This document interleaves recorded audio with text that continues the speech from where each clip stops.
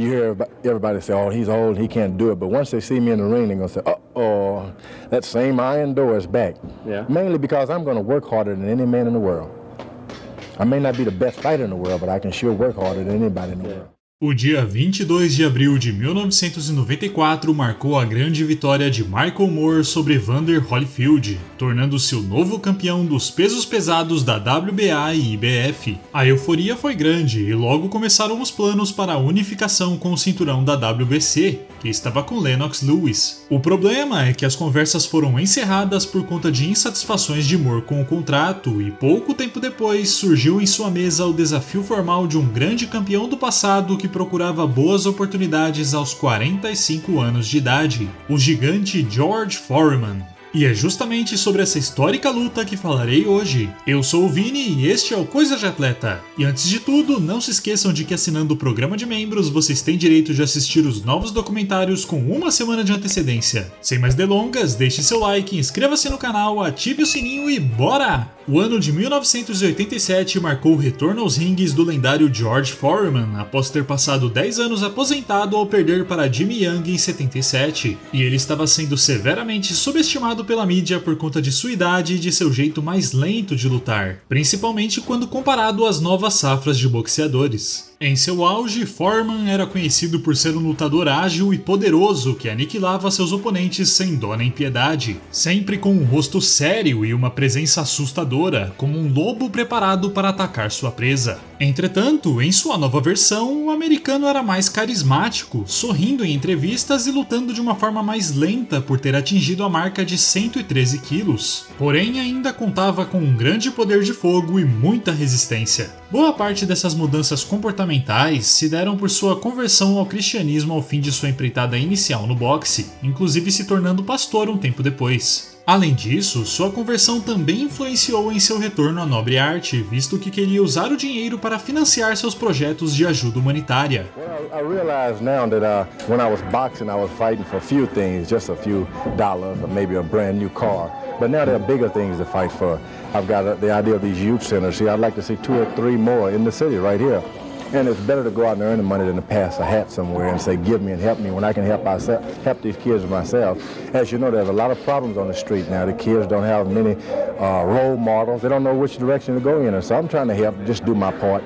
When it's time for me to quit, I don't know. Mas claro, havia mais coisa nessa história, especificamente uma cicatriz em seu coração que continuava latejando não importava quanto tempo se passasse do dia 30 de outubro de 1974. Essa foi a data que marcou o espetacular confronto entre George Foreman e Muhammad Ali no Zaire, apelidado como The Rumble in the Jungle, onde o maior de todos os tempos venceu por nocaute e levou para casa os cinturões da WBA, WBC e da revista The Ring. Foreman nunca realmente se recuperou dessa derrota e sua carreira sofreu uma derrocada que culminou em sua primeira aposentadoria, fazendo com que o americano procurasse a todo custo se provar uma última vez dentro dos ringues. O retorno de George foi muito interessante, pois seu poder absurdo o fez demolir praticamente todos os oponentes que enfrentou de 1987 a 1990, colecionando nocautes das mais variadas maneiras em seus 24 combates nesse período. O resultado foi uma chance pelos títulos mundiais da WBA, WBC e IBF contra Evander Holyfield em 1991, mas infelizmente ele acabou perdendo por decisão unânime.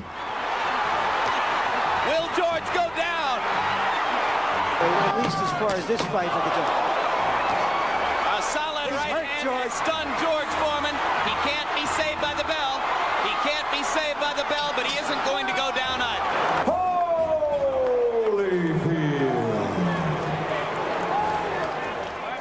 Posteriormente, o americano ainda conseguiu outra oportunidade e disputou o cinturão da WBO contra o prodígio Tommy Morrison, mas novamente acabou levando a pior na decisão dos juízes. E foi aí que, em uma nova tentativa de recuperar seu antigo título da WBA, Foreman decidiu desafiar formalmente o campeão Michael Moorer, que ficou extremamente satisfeito com as propostas contratuais e aceitou lutar contra a lenda do boxe. O combate foi marcado para o dia 5 de novembro de 1994, e ao reavaliar algumas coisas em sua carreira, George decidiu contratar o ex-treinador de Muhammad Ali, Angelo Dundee. Ambos já haviam trabalhado juntos em 91, mas algumas discordâncias discordâncias fizeram com que a parceria acabasse no mesmo ano. Entretanto, dessa vez eles estavam em perfeita sintonia. Michael Moorer era o campeão da IBF e da WBA e tinha um cartão invicto de 35 vitórias, sendo 29 delas por nocaute. Sem dúvidas um oponente formidável. E com isso em mente, Dundee procurou afiar o jab e as habilidades de esquiva de Foreman em busca de criar brechas para disparar sua direita. Tudo parecia estar indo bem. No entanto, em um ato inesperado, a WBA decidiu que o lendário lutador não poderia disputar seu cinturão por não estar em seu ranking de desafiantes, forçando Moore a cancelar o confronto no dia 10 de agosto após ameaças de ter seu título retirado.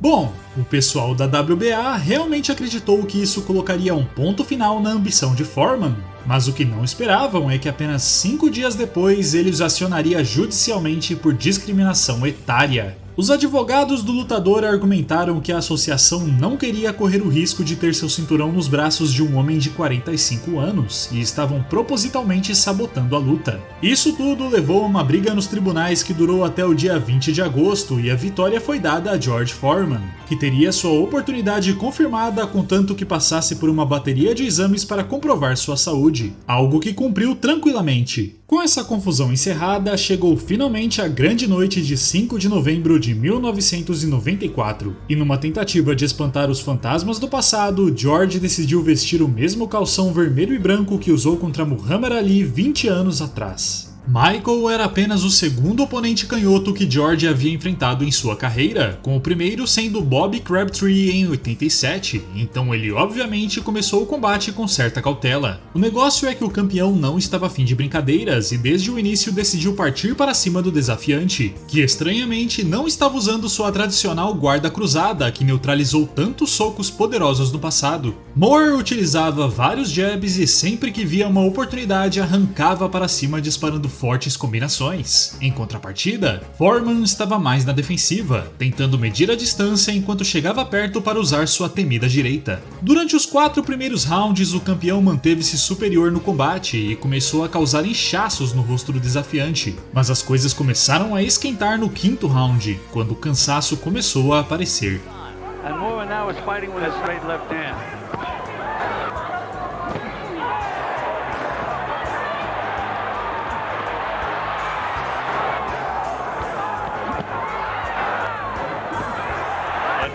So far prefers Big right hand. When Michael backed up off that right hand by Foreman, he almost did it. I'm trying to take a break, it looks like. Uppercut by Moore. Ao fim do 9º round, o treinador de Michael, Ted Atlas, o aconselhou a diminuir o ritmo, percebendo que o esforço excessivo para conseguir uma vitória por nocaute estava levando-o à exaustão, mas foi completamente ignorado. Do outro lado, Angelo Dundee afirmava constantemente para George que o campeão estava à frente nos pontos, incentivando que tentasse o nocaute a todo custo. E foi então que, no 10º round, o grande George Foreman mostrou o poder dos punhos que o fizeram se tornar um dos lutadores mais temidos da história da nobre arte. Michael Moore is down, goes Moore on a right hand. An unbelievably close-in right hand shot.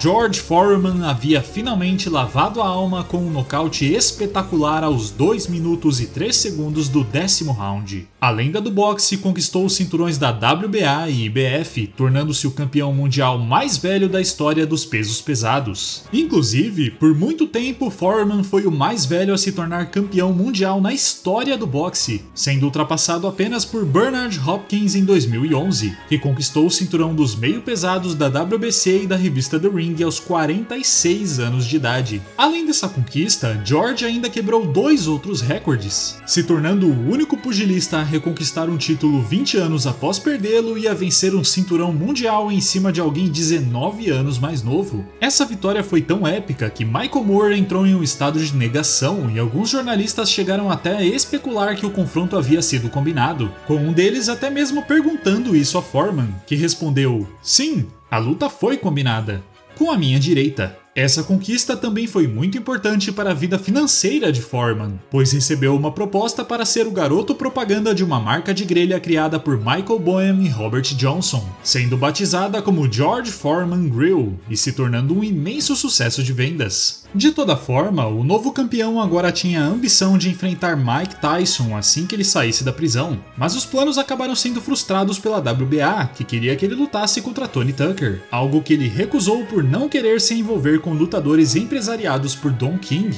fazendo com que a associação retirasse seu cinturão. Isso, no entanto, não desanimou o americano, que aceitou colocar seu título da IBF na linha contra o alemão campeão da WBU, Axel Schulz, a qual venceu por decisão e tomou seu título. Entretanto, o resultado foi considerado como controverso e Schulz pediu uma revanche que acabou sendo recusada por Foreman, que buscava lutar novamente contra Holyfield ou Moore, fazendo com que decidisse abdicar de seu cinturão da IBF em junho de 95. George teve um fim de carreira relativamente tranquilo, visto que já havia espantado os fantasmas do passado e apenas queria se divertir mais um pouco no ringue, algo que fez ao derrotar Crawford Grimsley para defender seu cinturão da WBU e tomar o da IBA, defendendo o primeiro contra Lou Savarese em 97. Seu último combate aconteceu no dia 22 de novembro de 1997, quando acabou perdendo por decisão contra o futuro campeão da WBO, Shannon Briggs, anunciando sua aposentadoria pouco tempo depois. You can only get so many millions dollars and things of that nature, but I went back to the church last time and everybody was wondering, where's Reverend Foreman?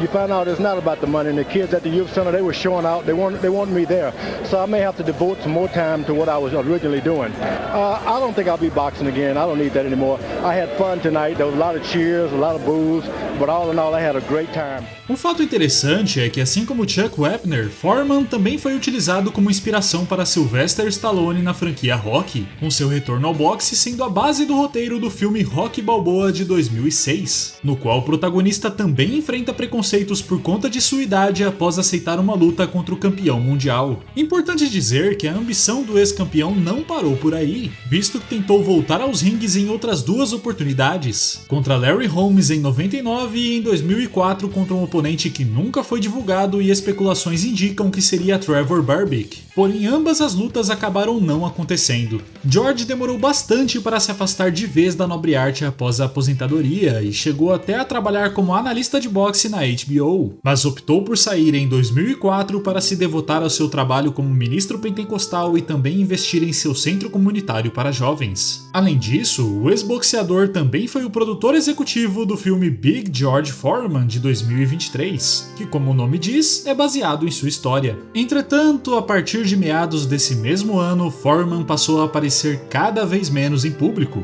usufruindo de uma vida bem mais privada até o dia 21 de março de 2025, quando faleceu aos 76 anos de idade. Sua morte foi um choque no mundo do boxe, que entrou em luto ao relembrar os feitos desse gigante pugilista que marcou duas eras desse esporte. A saga triunfante do retorno de George Foreman, sem dúvidas, foi um marco importantíssimo não só para a história do boxe, como também para a humanidade no geral, pois nos relembrou de um ensinamento muito importante que há tempos havia sido esquecido: nunca é tarde demais para vencer na vida. Foreman demonstrou em primeira mão que a idade, embora seja um obstáculo, não é forte o suficiente para suprimir uma pessoa dedicada, motivada e disciplinada. Uma lição que ficou marcada na história com seu fantástico direto de direita.